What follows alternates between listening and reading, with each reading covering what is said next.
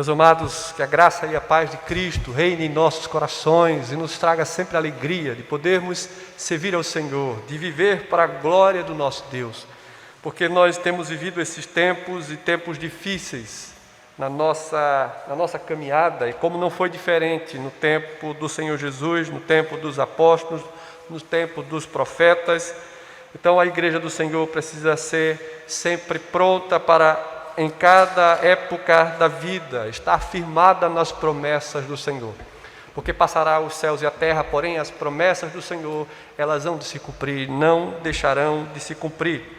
Queridos, queremos compartilhar um texto da carta de João, o livro de Apocalipse, o texto que o Senhor Jesus deixou ao seu discípulo para que ele anunciasse a sua palavra. Apocalipse capítulo 2, se os irmãos puderem abrir suas Bíblias, nós queremos compartilhar. Nós vamos fazer uma série de sermões em cima do capítulo 2, começando hoje na carta à igreja em Éfeso.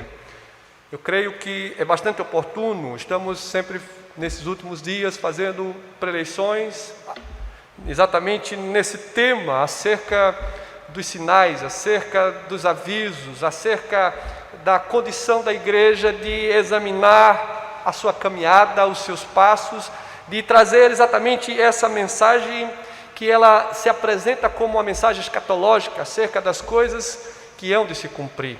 E como toda a palavra de Deus deve ser anunciada em todo tempo e em toda época, nós temos aqui esse livro de Apocalipse que não deixa de ser atual e urgente para a igreja dos nossos dias. Eu quero ler aqui os primeiros 7 versos do capítulo 2, aqui da palavra do Senhor, carta à igreja em Éfeso. Eu peço que os irmãos puderem ficar em pé nesse instante para fazermos juntos a leitura desse texto, em uma única voz, leremos todos juntos. Eu vou ter que tirar um pouco, daqui a pouco, essa máscara, porque fica difícil de falar. Mas diz assim a palavra do Senhor: todos, ao anjo da igreja em Éfeso, escreve estas coisas. Diz aquele que conserva na mão direita as 7 estrelas e que anda no meio dos 7 candeeiros de ouro. Conheço as tuas obras, tanto o teu labor como a tua perseverança, e que não podes suportar homens maus, e que pusestes à prova os que a si mesmos se declaram apóstolos e não são, e os achastes mentirosos. E tens perseverança, e suportastes provas por causa do meu nome, e não te deixastes esmorecer. Tenho, porém, contra ti que abandonastes o teu primeiro amor. Lembra-te, pois, de onde caíste, arrepende-te e volta à prática das primeiras obras. E se não, venho a ti e moverei do teu lugar o teu candeeiro, caso não te arrependas. Tem, contudo, a teu favor que odeia as obras dos nicolaítas, as quais eu também odeio. Que tem ouvidos, ouça o que o Espírito diz às igrejas. Ao vencedor dar-lhe-ei que se alimente da árvore da vida, que se encontra no paraíso de Deus. Amém.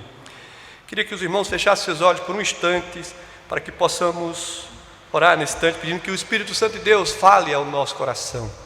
Santo Deus, te louvamos, Pai, pela Tua palavra lida, Tua palavra que é inerrante, que é infalível, Tua palavra que ela nunca deixa de ser atual. Ela se aplica a toda a caminhada da Tua igreja, do Teu povo ao longo da história.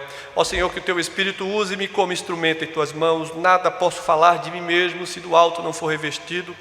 O homem pode se preparar aqui na terra, mas dependemos da Tua graça e da Tua misericórdia. Que o Teu nome seja glorificado, que a Tua igreja seja edificada e que possamos entrar aqui para Te adorar e Te servir. Quando sairmos dessas portas, possamos entender o compromisso que temos com o Senhor. A aliança de Deus com o seu povo é uma aliança eterna. Ó Deus, tem misericórdia de nós. Abençoa o Teu povo que está em casa, ouvindo a Tua palavra. Edifica a Tua igreja, fortalece. Oramos assim no nome de Jesus. Amém. Os irmãos podem sentar, queridos. De fato, quando nós olhamos os bancos da igreja incompletos, faltando tantos rostos que nós conhecemos, que estão em casa acompanhando a transmissão pela internet, via as redes sociais, Eu quero dizer para os irmãos que esse texto é bastante propício para a compreensão do que vivemos nos nossos dias, como toda a Escritura, que é uma revelação de Deus ao homem, ao seu povo, aos seus eleitos. Então nós temos aqui esse livro chamado Apocalipse, que o seu autor é João, o discípulo amado, aquele que também escrevera o Evangelho de João e as suas epístolas. João aqui recebeu do Senhor Jesus essa visão. E essa visão do qual o Senhor revelou a João, para que ele proclamasse, para que ele anunciasse as próprias palavras do Senhor. O propósito desse livro, irmãos, é mostrar aos crentes que eles devem perseverar, eles devem permanecer naquilo em que eles foram instruídos, edificados, solidificados pela a mensagem do Evangelho. Ser fiéis a Cristo, pois sofrimentos são inevitáveis nesta vida, enquanto aqui vivermos. Essas também foram palavras de Jesus, quando ele diz aos seus discípulos que nesse mundo nós passaremos por aflições, assim como foi diante de toda a história. Sabendo, irmãos, e não podemos esquecer que Deus governa toda a história desse vasto universo, e também não esquecendo que haverá de forma muito clara o retorno do Senhor Jesus, a consumação de sua obra, e de toda a história se verá diante de nossos olhos o juízo de Deus recaindo sobre os ímpios e as bênçãos do Senhor inefáveis na vida daqueles que o temem, naqueles que o buscam, naqueles que um dia professaram Jesus como seu Salvador. Hoje é o dia de você entregar a sua vida a Cristo, de você confessar que Jesus é o Redentor da sua vida. Não podemos, irmãos, esquecer que o Senhor nos chama para seguir os seus passos como povo dele, do qual ele chama de seu povo. As bênçãos de Deus, irmãos, sempre recairão sobre aqueles que o temem. Por isso que a igreja é convocada a perseverar, a permanecer em Deus. Antes de manifestar, irmãos, o seu juízo ao mundo, Jesus o manifestou à sua igreja. Foi isso aqui que João recebeu, essa mensagem do céu. Ele foi arrebatado até os céus, enquanto o Senhor lhe dá essa revelação. Então podemos entender que a mensagem aqui, as 7 igrejas aqui da Ásia Menor, começando por a igreja de Éfeso, Esmirna, Pérgamo e todas as demais, elas representam todo o corpo de Cristo espalhada por toda a terra. Essa é uma mensagem atemporal, ou seja, não tem qualquer tempo definido, é uma mensagem atual para os nossos dias, é uma mensagem para a igreja, para todas as épocas, porque a palavra de Deus encontrada em cada uma dessas igrejas, ela tem uma mensagem para a igreja do nosso tempo. E nós precisamos compreender que a palavra de Deus, ela sempre alcança o coração dos seus eleitos, do seu povo. A igreja tem uma missão, foi dada pelo Senhor Jesus, de pregar o Evangelho a toda criatura, a todos os povos e nações. E é necessário que o Evangelho seja pregado, porque o fim já está diante de nossos olhos. E a missão dada não apenas para pastores, para missionários, para alguns irmãos, mas é para toda a igreja do Senhor. Porque todo aquele que um dia professou Cristo como seu Salvador, se torna discípulo de Jesus. E todo discípulo deve fazer discípulo, deve pregar a palavra. Nenhum cristão pode ficar com seus lábios fechados. Devemos clamar a Deus misericórdia, para que o Espírito Santo de Deus nos revista do alto do seu poder, para sermos instrumento de bênçãos. Porque quando a palavra diz que devemos amar o nosso próximo, o amor ao próximo é exatamente anunciar o Evangelho da graça, da misericórdia e da justiça de Deus. Então temos aqui, irmãos, Éfeso era a maior e mais importante cidade que se encontrava ali na Ásia Menor. Quando João recebe essa profecia do Senhor, essa revelação de Cristo, ele estava confinado em Patmos. Era uma colônia onde os romanos usavam como confinamento dos prisioneiros. E ali ele recebe essa revelação de Deus. E nós estamos aqui diante da cidade de Éfeso, era uma das maiores cidades, era o centro do grande templo da deusa Diana dos Efésios. E aqui nós temos todo tipo de heresias e todo tipo de coisas contrárias à verdade de Deus nesse templo aqui pagão, cujo templo era considerado uma das 7 maravilhas da época ali do mundo antigo. E estamos aqui diante desse cenário onde Paulo plantou essa igreja de Éfeso ali na Ásia Menor, e do qual essa igreja foi pastoreada não apenas por Paulo, mas por João e também por Timóteo. Ou seja, era uma igreja que foi acompanhada pelos apóstolos, homens revestidos de autoridade do alto. Era uma igreja que era constantemente recebida por revivamentos e poderes miraculosos de Deus. A igreja de Éfeso era uma igreja de fato referência ali na Ásia Menor, porque Deus assim a escolhera para anunciar o Evangelho. Ela foi o centro de evangelização, e agora ela vivia, a gente vai ver, observando no contexto aqui do capítulo 2, que ela estava no momento de um contexto de esfriamento espiritual. E muitas vezes a igreja contemporânea tem passado exatamente por essa verdade que encontramos nessa carta. Será que a igreja tem analisado a sua vida diante de Deus? Porque muitas pessoas entendem como ser religioso estar num culto público, no templo. Aqui é o lugar de adorar, aqui é o lugar de buscar a Deus. Mas na verdade a igreja é um lugar de ouvir a voz de Deus, adorar o seu nome, sermos edificados e sermos municiados da verdade, para que ao sairmos pelas portas, sermos sal e luz do mundo, sermos de fato servos de Deus aprovados. Muitos acham que estar no templo, fazer parte de uma igreja, isso lhe dá o passaporte para o céu, mas o passaporte para o céu é para aqueles que foram transformados. E essa igreja é uma igreja que recebe uma mensagem de Jesus para incentivá-la, para repreendê-la e para corrigir os seus passos e a sua caminhada. A igreja dos nossos dias, irmãos, precisa compreender que o Evangelho não é para ser bonito, sabe, bem pregado, sistematicamente ordenado, mas nós precisamos compreender que o Evangelho tem que fazer mudanças a partir do meu coração, do seu coração, para que o mundo seja alcançado pela mensagem de salvação. A mensagem enviada à igreja de Éfeso é uma palavra atual, é uma palavra urgente para mim, para você, para a igreja do Senhor, a igreja contemporânea, porque os problemas que essa igreja aqui enfrentara são os mesmos problemas que enfrentamos nos dias de hoje.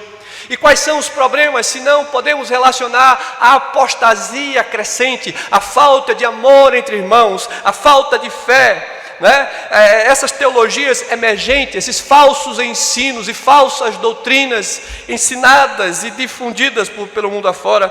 Precisamos, irmãos, de fato ser uma igreja ortodoxa, ou seja, uma igreja que conhece a palavra e vive pela palavra de Deus.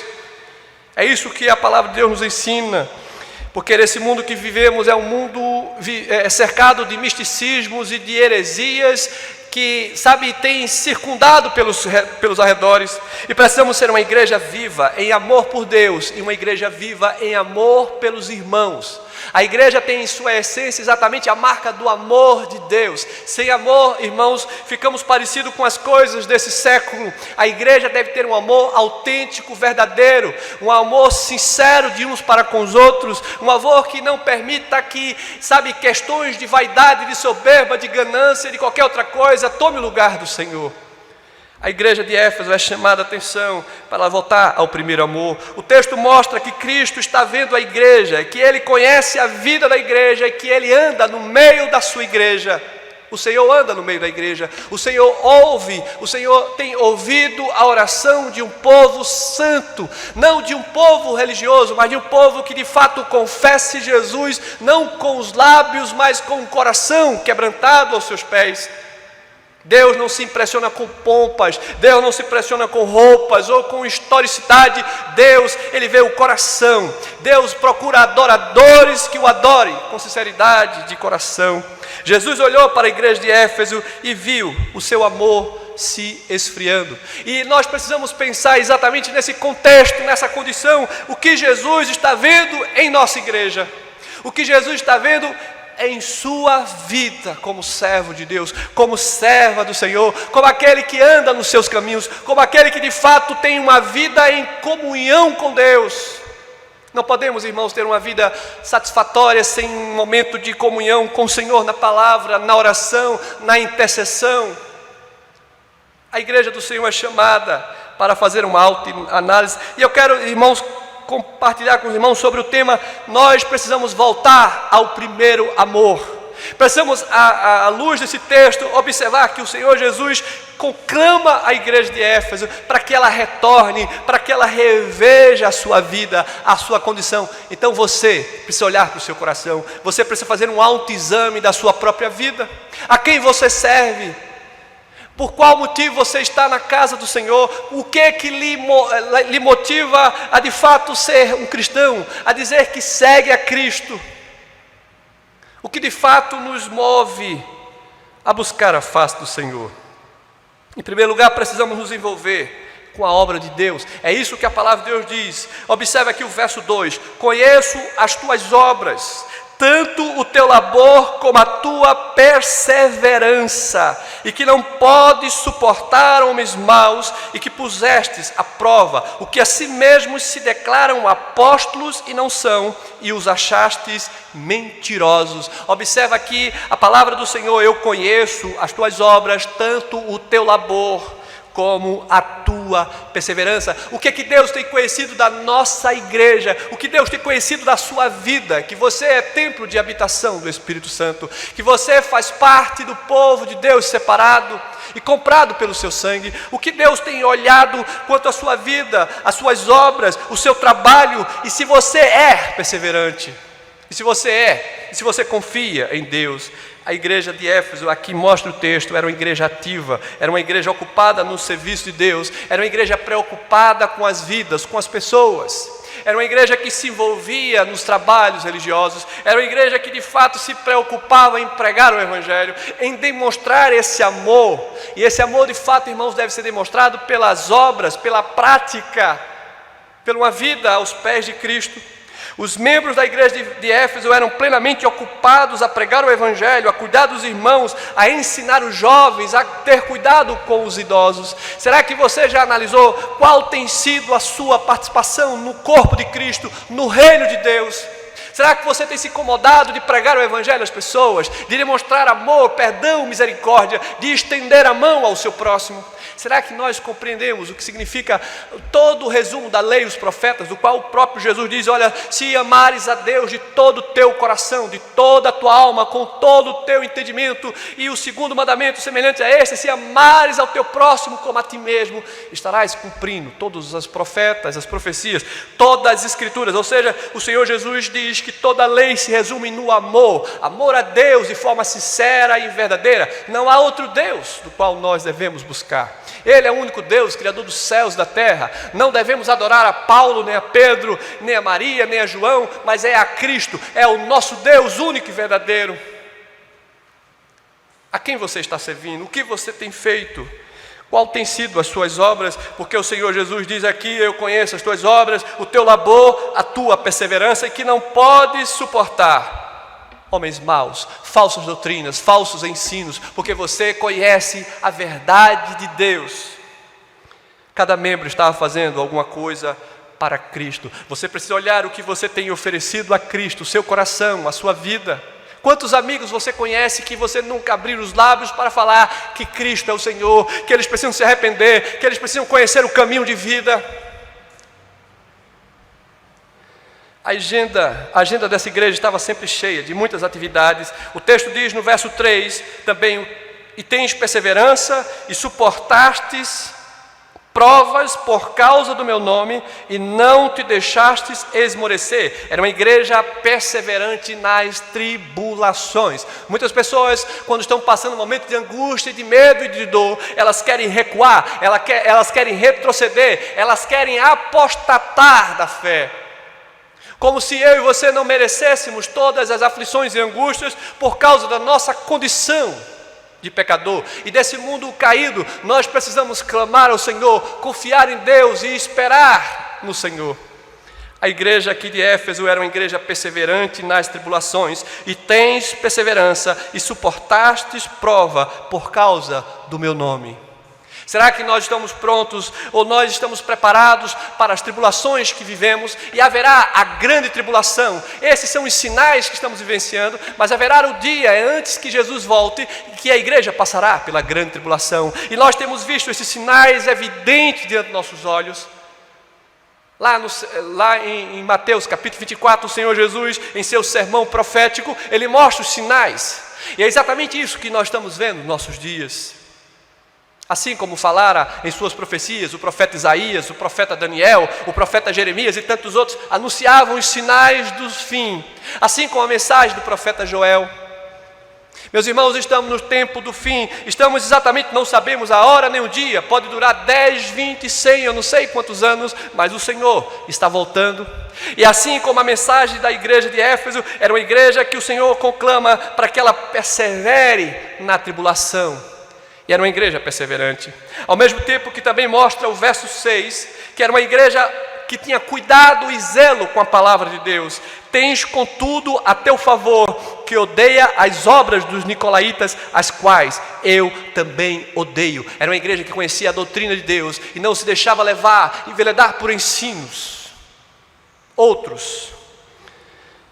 Ela tinha a favor dela o testemunho do Senhor, que ela não se deixava permitir heresias, falsas doutrinas, porque ela conhecia a palavra e ela era uma igreja que tinha a sua apostolicidade, ela tinha a sua crença na pregação do Evangelho. Era uma igreja que ela era apologeta, porque ela defendia a palavra de Deus, ela não permitia que ensinos estranhos entrassem no seio da igreja.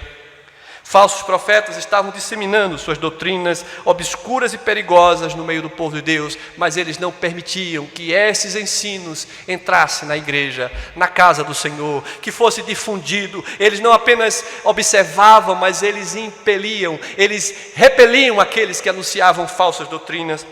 Mas a igreja de Éfeso também, irmãos, ela se destacando pela sua doutrina, era uma igreja que identificava os falsos ensinos, como mostra aqui o texto.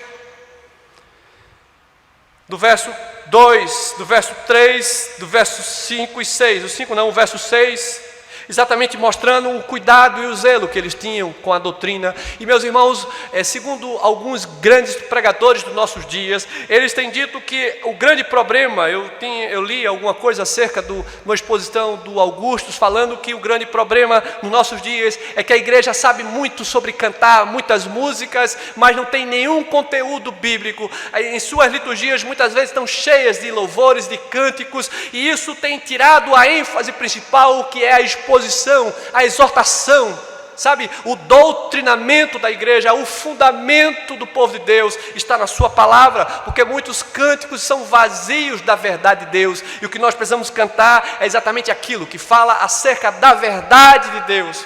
Porque o que nós cantamos é teologia, o que nós falamos é teologia, o que nós pregamos é teologia, e se essa teologia não emanar das Escrituras, seremos levados por todo o vento de erro, de doutrina. A igreja de Éfeso se identificou, ela identificava os falsos ensinos, as falsas obras, e eles rejeitavam os falsos, aqueles que se diziam apóstolos.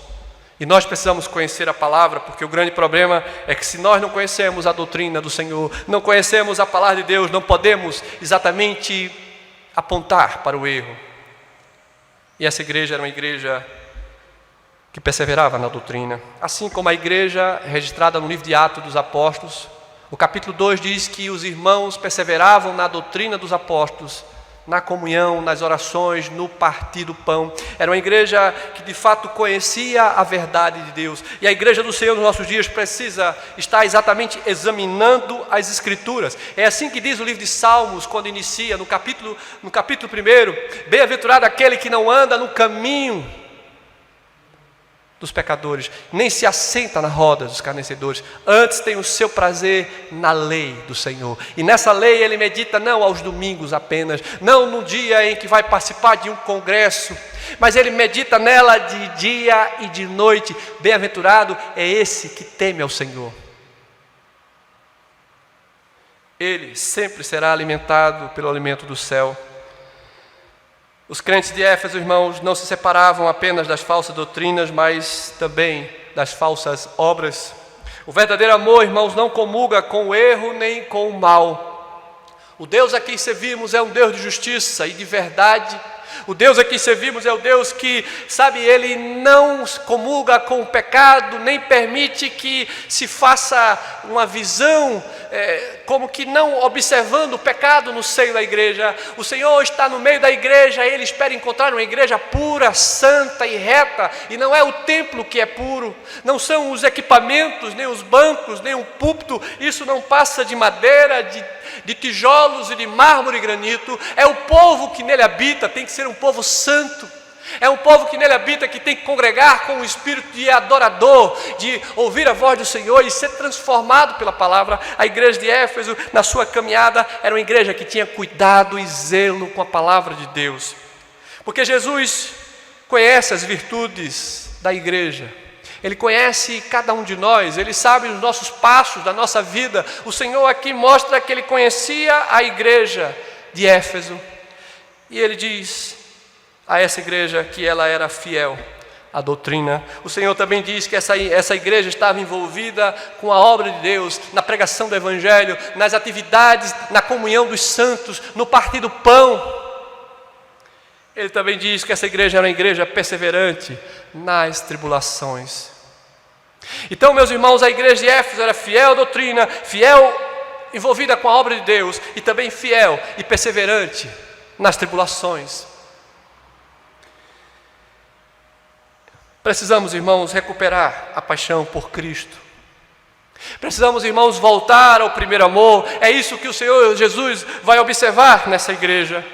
A despeito dela ser uma igreja fiel à doutrina, perseverante nas tribulações, de ser atuante na obra eclesiástica, essa igreja passou por um momento de dificuldade. O texto do verso 4 diz: tenho, porém, contra ti, que abandonaste o teu primeiro amor. Então nós até podemos ser uma igreja ortodoxa, preocupada com a doutrina. Nós podemos até ser uma igreja ativa em muitas atividades, em muitas frentes evangelísticas, em muitos trabalhos locais, em muito trabalho com as sociedades internas. Podemos ser até uma igreja perseverante, mas nunca podemos deixar esfriar o amor na comunhão dos santos. E é isso que o Senhor diz: tenho, porém, contra ti, que abandonaste o teu primeiro amor. Então nós temos aqui uma luta que a igreja tinha pela ortodoxia, o intenso trabalho e as perseguições em que essa igreja estava vivenciando, porque aquele era um tempo de muita perseguição à igreja. Aquele era um tempo em que os cristãos eram perseguidos até a morte. E diante desse intenso trabalho, dessas perseguições que a igreja sofria, a igreja de Éfeso aqui, ela estava vivenciando, a despeito de tudo que ela estava passando, uma frieza espiritual, uma aridez em seu culto, uma aridez no relacionamento dos irmãos. As pessoas talvez se cumprimentavam por educação, as pessoas não falavam umas com as outras, as pessoas não se relacionavam com sinceridade de alma e de coração. As pessoas, na verdade, torciam umas para que as outras se dessem mal. As pessoas, na verdade, não, ajudavam mutuamente, não se relacionavam com verdade. Não estava com o propósito do crescimento e do desenvolvimento da igreja e da obra do Senhor. Então a gente vai observar que essa igreja ela vai passar por um esfriamento espiritual, a despeito de todo o conhecimento da doutrina, a despeito de todo o cuidado com as atividades locais, religiosas, e a despeito até de demonstrar perseverança. A antiga devoção que eles haviam tido com Cristo havia se esfriado, a igreja havia abandonado o seu primeiro amor, e nós incorremos nesse erro, e nós podemos estar percorrendo esse mesmo curso da história, nos afastando de Deus, da sua palavra. Eles continuavam trabalhando, mas o Senhor Jesus diz que não havia amor. Eles continuavam enfrentando perseguições, mas o texto vai mostrar que eles estavam sem amor. Eles continuavam firmes na doutrina, mas sem amor. O texto mostra que sem amor, irmãos, o trabalho se torna enfadonho, árido. Sem amor, irmãos, o nosso trabalho é apenas mecanizado, é apenas algo que, que não de fato demonstra a sinceridade e uma vida autêntica aos pés de Cristo. Como Paulo escrevendo aos Coríntios, ele diz: ainda que eu distribua todos os meus bens e dê a minha própria vida. E Paulo faz uma relação: se não tiver amor, serei como metal que soa, como sino que retine. O amor é mais importante do que o conhecimento. O amor é mais importante do que a historicidade de sua vida, os tempos passados. O amor é mais importante porque o amor é algo que é verdadeiro, autêntico e real. O amor significa o apontamento da graça de Deus na vida da igreja. Sem amor, irmãos, a nossa ortodoxia ela se tornará morta, porque o amor é exatamente maior do que tudo. Passará a fé, passará a esperança, mas o Senhor Jesus disse que o amor permanece, porque o amor é eterno. E para o lugar onde a igreja almeja ir, ao encontro com o Senhor no novo céu e na nova terra, nós não precisaremos mais de fé nem de esperança, porque no céu habitaremos com o nosso Deus, e lá teremos a plena paz e o perfeito amor. A perseverança e a esperança temos aqui na terra, aguardando ao Senhor, mas quando com Ele habitarmos no céu, o amor é que permanecerá para toda a eternidade, porque o amor é maior do que a fé, o amor é maior do que a esperança. A igreja, irmãos, recebe então a ordem de lembrar-se de sua condição anterior. Diz o verso 5 aqui do capítulo 2 da carta de Apocalipse, a carta à igreja de Éfeso, verso 5 diz: lembra-te, pois, de onde caíste, arrepende-te e volta à prática das primeiras obras, e se não, venho a ti e removerei do seu lugar o teu candeeiro, caso não te arrependas. Lembra-te, pois, de onde caíste, arrepende-te e volta à prática das primeiras obras. Não podemos viver no passado, mas podemos lembrar do passado, compará-lo o passado com o presente, para verificarmos como estamos andando, se estamos em desenvolvimento de santidade, de pureza, de crescimento espiritual, ou se estamos retrocedendo.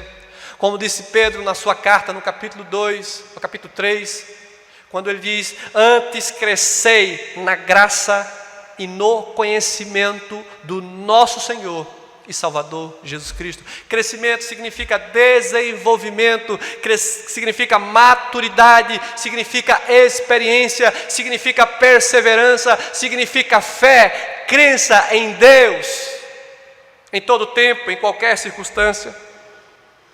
O filho pródigo começou o seu caminho de restauração quando ele lembrou-se da casa do pai. Na casa do pai ele tinha amor, na casa do pai ele tinha proteção, na casa do pai ele tinha comunhão. O filho pródigo, aquela parábola que Jesus conta, irmãos, mostra que a igreja ela precisa voltar a um relacionamento com Deus. A igreja precisa voltar ao seu primeiro amor, aos pés quedados ante a Jesus. Assim como aquelas duas irmãs, as irmãs de Lázaro, sabe, Maria escolheu a melhor parte, estar diante do Senhor, se alegrando com Deus, derramando lágrimas, sabe, na presença de Cristo. É sempre o melhor lugar onde a igreja deve estar, na comunhão com Deus Pai, com Deus Filho e com Deus Espírito Santo. A igreja recebe essa ordem expressa de arrepender-se do seu pecado. Lembra-te, pois, de onde caíste, arrependa-te e volta. A igreja do Senhor aqui na terra, irmãos, ela tem uma missão.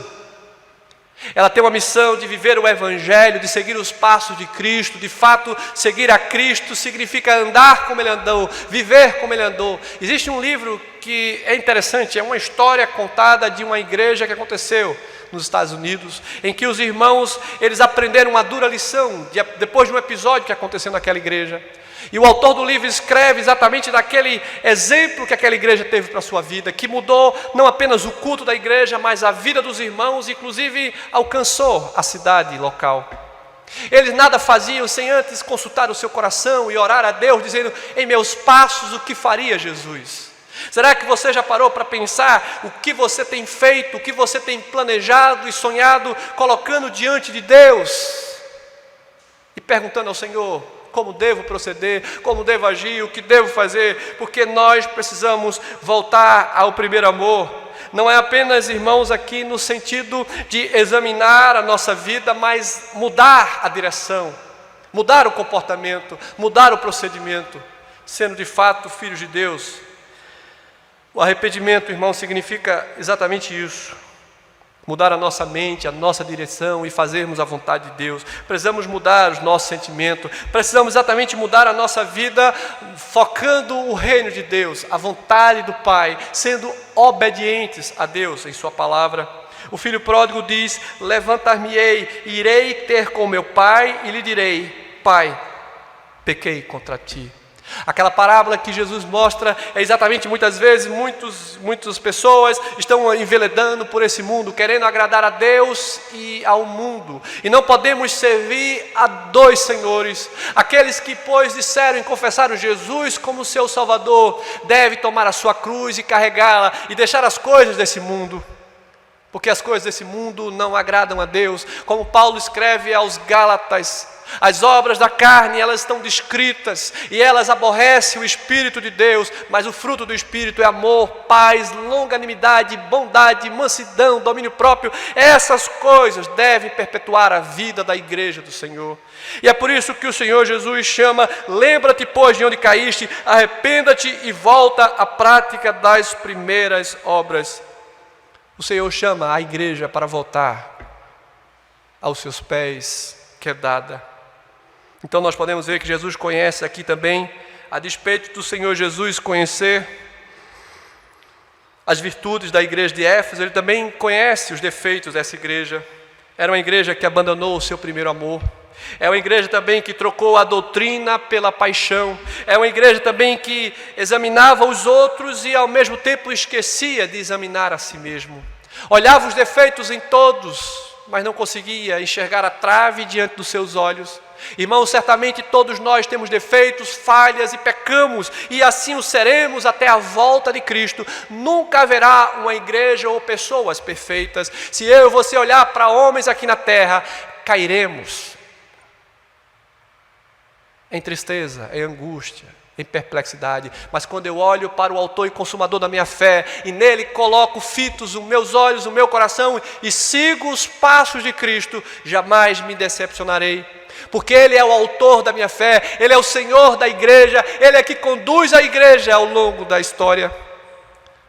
Nós precisamos olhar para Cristo e seguir os seus passos. A igreja de Éfeso, quando tirou os olhos do Senhor, ela abandonou o primeiro amor, ela trocou a doutrina, ela não conseguia enxergar os seus próprios defeitos. E em último lugar, irmãos, precisamos também voltar à prática das primeiras obras. Arrepende-te e volta à prática das primeiras obras. Irmãos, uma das coisas mais difíceis, parece que para o ser humano, é o reconhecimento da sua fraqueza, dos seus erros, o reconhecimento de que errou e falhou, o reconhecimento de que precisa pedir perdão e veio em comunhão, porque enquanto houver uma barreira de inimizade, enquanto houver rancor, ódio no nosso coração, isso jamais nos permitirá acesso ao trono da graça. Porque o Senhor Jesus, enquanto aqui na terra esteve, Ele ensinou os seus discípulos a amar, a perdoar, a ser misericordioso. O capítulo 18 de Mateus mostra exatamente ali acerca do perdão. O Senhor Jesus ensinando aos seus discípulos, os discípulos ainda meio que, endurecidos seus corações. Jesus diz: olha, não perdoais apenas 7, mas 70 vezes 7, Pedro. E o Senhor Jesus, no momento em que Pedro o negou de forma tão assintosa, de forma tão vergonhosa, de forma tão humilhante, imperdoável, Jesus chega ao encontro de Pedro. Não foi Pedro que foi ao seu encontro, mas ele foi até o encontro daquele que o ofendeu, daquele que o negou. E Jesus ofereceu perdão. E Jesus foi até o encontro dele e disse: Pedro, tu me amas? E Pedro, constrangido: Senhor, tu sabes todas as coisas, tu sabes que eu te amo, apacenta os meus cordeirinhos. E Jesus novamente chega-se ao encontro de Pedro: Pedro, tu me amas? E Pedro, mais constrangido ainda, diz: Senhor, tu sabes todas as coisas, tu sabes que eu te amo, apacenta os meus cordeirinhos. E na terceira vez em que o Senhor Jesus chama a atenção a Pedro, Pedro se humilha diante do Senhor e se derrama em lágrimas e diz: Senhor. E Jesus diz: apacenta os meus cordeirinhos. O Senhor Jesus ofereceu perdão a Pedro. O Senhor Jesus tirou Pedro das garras de Satanás, que queria levá-lo às trevas, porque o seu coração estava em uma barreira de inimizade. A igreja do Senhor precisa ser uma igreja santa, não pode permitir que Satanás nos leve ao lugar de morte eterna. A igreja do Senhor precisa ser uma igreja transformada. A igreja aqui de Éfeso precisava recuperar o que ela havia perdido. Arrepende-te e volta à prática das primeiras obras. Hoje é o tempo, irmãos, de podermos examinar o nosso coração e de forma muito sincera e verdadeira arrependermos, suplicar a graça de Deus e voltar aos caminhos do Senhor. Andar assim como o filho pródigo voltou à casa do pai e se arrependeu, e o seu pai, ao invés de poder apontar os seus erros, estava de braços abertos, perdoou, mandou colocar o anel, as vestes, mandou fazer o maior banquete. O Senhor Jesus, da mesma forma, Ele, quando o filho seu se arrepende e volta aos seus braços, Ele o recebe com amor. Meus irmãos, a igreja tinha que recuperar exatamente o que havia perdido. Ela tinha que praticar as obras que praticava no início. Ninguém se arrepende de um pecado e continua praticando o pecado. É exatamente isso que nós vamos ver no texto. O verso 5 diz: lembra-te, pois, de onde caíste, arrependa-te e volta, senão virei a ti e moverei do seu lugar o teu candeeiro. E o verso número, e aqui o texto continua: e tens a teu favor que odeia essas obras dos homens maus, dos iníquos. Então, irmãos, a igreja tinha que praticar as obras que praticava, ela precisava se arrepender dos seus maus caminhos. E a prova e o fruto do arrependimento dessa igreja é de fato demonstrar uma vida transformada por Deus. Uma vida transformada por Deus, irmãos, ela sempre vai demonstrar frutos e frutos de justiça. Se não venho a ti e moverei do seu lugar o teu candeeiro, caso não te arrependas. Uma igreja fria, irmãos, não pode representar Cristo no mundo. A igreja de Éfeso aqui ouviu a exortação de Cristo, atentou para a sua situação e voltou e firmou-se. A igreja que perdeu o seu amor aqui, ela em breve também perderia a sua luz, e ela em breve não poderia mais demonstrar que era de Cristo, porque ela não andava nos seus caminhos. Mas a igreja que não tem luz, irmãos, é uma igreja que não demonstra amor ao próximo, que não tem uma vida sincera, que não tem uma vida de prática de boas obras. Assim como Jesus diz, esse texto eu gosto muito de lembrar, após o Sermão do Monte, quando Jesus diz aos seus discípulos, ao povo que estava ouvindo: assim brilhe a vossa luz diante dos homens, para que eles vejam as vossas boas obras e glorifiquem a vosso Pai que está nos céus. As boas obras significa de um coração sincero e transformado, que de fato vive o Evangelho e que prega esse Evangelho. A igreja não pode viver sem a luz, sem a graça e sem a misericórdia. Muitas igrejas têm deixado de existir porque elas têm abandonado o seu primeiro amor, porque ela deixou a prática das primeiras obras, porque elas, esqueceram da palavra de Deus. E o verso 7 diz: quem tem ouvidos, ouça o que o Espírito diz às igrejas. Ao vencedor dar-lhe-ei que se alimente da árvore da vida, que se encontra no paraíso de Deus. Quem tem ouvidos, ouça o que o Espírito diz às igrejas. Quem é esse vencedor? Quem é esse do qual o texto diz: ao vencedor dar-lhe-ei que se alimente da árvore da vida? Esse que é vencedor é aquele que se prostrou diante de Cristo, é aquele do qual o Senhor Jesus o trouxe para si, é aquele do qual foi transformado pela palavra de Deus. Cada uma das 7 igrejas aqui, irmãos, elas terminam com a promessa do Senhor Jesus, assim como a igreja de Éfeso. Eles são convocados a serem vencedores, perseverantes. Eles são convocados a permanecer firmados nas promessas do Senhor, conhecendo a palavra de Deus e andando por ela e vivendo através dela e por meio dela. Entendendo que nós só podemos agradar a Deus, não é com o nosso tempo de serviço eclesiástico, não é com a atividade que você talvez faça de forma, com certificado de excelência, mas é o que você tem oferecido a Deus em seu coração. Ao vencedor, ou seja, para quem obedece a mensagem que o Espírito diz à igreja, este irá se alimentar da árvore da vida e gozar da vida eterna no céu. Aquele que teme a Deus, aquele que anda nos seus caminhos, aquele que diz não ao pecado, aquele que luta contra a sua própria natureza, aquele que toma a sua cruz e segue a Cristo. Nós, irmãos, já desfrutamos da vida eterna quando nós cremos no Senhor Jesus. Ainda a despeito de estarmos nessa vida, nesse mundo, nesse corpo pecaminoso, ainda de estarmos na terra, aqueles que entregaram sua vida a Cristo, aqueles que foram convocados pelo Senhor, aqueles que foram transformados pela sua graça e regenerados, eles já têm esse passaporte do céu. Não por nossas obras, não por nossos méritos, mas pelos méritos suficientes, único de Cristo Jesus. É Jesus que garante a você e a mim a vida eterna. Mas essa vida eterna, irmãos, deve demonstrar que eu e você conhecemos e amamos a Deus e que conhecemos e amamos ao nosso próximo. Jesus está passeando no meio da igreja, Ele está sondando a vida da igreja, Ele sonda o seu coração, Ele sonda a nossa vida. E o que é que o Senhor Jesus está vendo no meio da nossa igreja? O que é que o Senhor Jesus está vendo em seu coração? Quais elogios que o Senhor tem para com a sua vida? Quais exortações? Assim como a igreja de Éfeso, ela recebe elogios, exortações. O que é que o Senhor tem falado ao seu coração? Que mudanças precisa haver em nossa vida?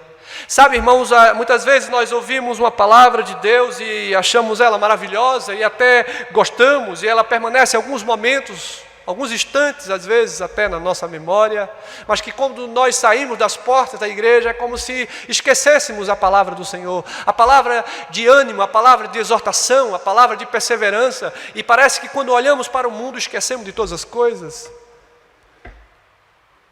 Mas o Senhor chama a igreja para que ela reavalie a sua conduta, porque Jesus oferece uma chance para essa igreja recomeçar. Lembra-te, pois, de onde caíste, arrepende-te e volta à prática das primeiras obras. É isso que o Senhor Jesus diz à igreja de Éfeso, é isso que o Senhor Jesus diz a mim e a você. É isso que nós temos visto nos nossos dias, a perseverança. Quem tem ouvido, ouça o que o Espírito diz à igreja. Que Deus, pois, e meus irmãos e amigos, que o Senhor aplique a sua palavra, que a palavra de Deus possa, incomodar o seu coração, a sua mente, que a palavra de Deus possa fazer com que eu e você tenhamos uma mudança de rumo, que eu e você tenhamos uma vida de fato transformada pela palavra. Que o Espírito Santo de Deus aplique ela e que eu e você possamos ser transformados, modificados para a glória do seu nome. Que eu e você possamos fazer uma reflexão, voltar à prática das primeiras obras, voltar ao amor. E é isso que o Senhor diz à igreja de Éfeso, e eu tenho certeza que o Senhor tem falado ao nosso coração. Que Deus nos abençoe, irmãos, e que o Senhor nos ajude em nossa caminhada, para sermos homens e mulheres, servos de Deus, nos tornarmos seus servos, servos de fato aprovados pelo Senhor, servos de fato que pagam preço de serem discípulos de Jesus. Eu quero que você feche os seus olhos por mais um instante. Eu quero orar com você. Vamos ficar em pé, irmãos. E logo depois vamos impetrar a bênção apostólica. Eu quero cantar o último hino, número 400. Oração por proteção do nosso inário. Não sei se vai poder colocar aqui o hino número 400, para que a igreja cante. Oremos, pois, ao Senhor. Senhor nosso Deus e Pai, te louvamos pela Tua graça, Senhor. Te louvamos pela Tua misericórdia, pelo Teu perdão. Te louvamos, Senhor, porque sabemos que se não fora a Tua graça, estaríamos todos perdidos. Ó Senhor, quantos irmãos e quanto do Teu povo estão aí, muitas vezes pesarosos de sua vida, analisando o quanto, Senhor, tem sido difícil seguir os Teus passos, porque as coisas desse mundo e deste século muitas vezes têm tentado para desviar o Teu povo dos Teus caminhos. Ó Pai, no nome de Jesus, nós clamamos pela Tua graça e Tua misericórdia, fortalece a Tua igreja, transforma corações, e que a Tua igreja possa se apegar à Tua palavra, que o Teu Espírito Santo nos conduza em uma vida de santidade. A começar de mim, Senhor, tem misericórdia, limpa os nossos corações, os nossos olhos, os nossos pensamentos, quebranta as barreiras, ó Pai, que nos coloca uma separação entre a comunhão contigo, que não haja inimizade, que não haja porfias, que não haja ciúmes, ó Deus, mas que haja no seio da Tua igreja o amor, a fé, a esperança, a perseverança. Que possamos continuar seguindo os Teus passos, que não deixemos de falar de Cristo ao mundo, que anunciemos que Jesus é o único caminho, Jesus é a verdade única, e só em Cristo temos a vida eterna. Abençoa a tua igreja, o teu povo, que a tua igreja cresça em graça, em conhecimento, em fé e amor, que a tua igreja persevere, que a tua igreja volte à prática do primeiro amor. Olhando para Cristo, certamente somos mais do que vencedores, seguindo seus passos. Abençoa a tua igreja, o teu povo, Pai, espalhado por toda a terra. Assim oramos, no nome de Jesus.